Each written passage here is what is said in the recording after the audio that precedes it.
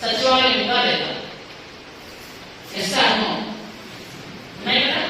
11 mandals లో ప్రతి గ్రామ పంచాయతీలో సచివాలయాలు ఉన్నాయి. ప్రతి గ్రామ పంచాయతీలో నాకు తెలిసి దాదాపు 50 నుంచి 100 మంది వాలంటీర్లు ఉన్నారు. సో ఎక్కడ గంజాయి పండుతుందో మనకు నిజంగా తెలియదా? మనకు మనం మాట్లాడుతున్నాం. నేను ఏదో మంత్రిగా మిమ్మల్ని ఆర్డర్ చేయడానికో ఏదో చెప్పడానికి రాలేదు. నిజంగా పండుతుందో లేదో మనకు తెలుసా లేదా అన్నాను చెప్తున్నాను. ప్రతి సచివాలయం ఉంది. సచివాలయం ఒక సెక్రటరీ ఉన్నారు, ఒక వీఆర్ఓ ఉన్నారు, ఒక ఏఎన్ఎం ఉన్నారు, 10 మంది స్టాఫ్ ఉన్నారు, ఒక 50 నుంచి 100 మంది వాలంటీర్లు ఉన్నారు, పోలీసులు ఉన్నారు, సచివాలయంలో ఒక కానిస్టేబుల్స్ ఉన్నారు. మనకి ఆ చుట్టుపక్కల ఎక్కడ గంజాయి పడుతుంది, ఎవరు రైతులు ఎందుకంటే 50 ఒకటే కదా వాలంటీర్స్, వాళ్ళకి అఫ్కోర్స్ తెలుసు. దయచేసి వాళ్ళు టోల్ ఫ్రీ నెంబర్ ఫోన్ చేయించారు. అలాగే ఎంఆర్ఓ ఎండిఓలు ఎందుకు అనిపించాను అంటే 11 మండల్స్ ఎంఆర్ఓ ఎండిఓస్ వచ్చారా?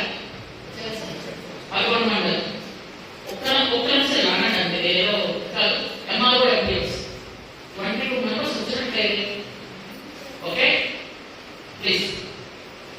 ఎంఆర్ఓ ఎండిఓస్ కూడా మీకు ఐడియా ఉంటుంది, ఖచ్చితంగా ఐడియా ఉంటుంది, ఉండకుండా అయితే ఉండదు. దయచేసి ఈ రోజు నేను తగ్గించినట్టే గ్రాడ్యువల్ గా మనం తగ్గించుకుంటూ వెళ్ళాలి. ఒక పోలీసే చేస్తారు లేదనుకుంటే వేరే డిపార్ట్మెంట్ చేస్తారు అనుకుంటే కష్టం. మనం అందరూ కలిపి చేస్తేనే ఈ గంజాయిని పూర్తిగా అరికట్టగలం.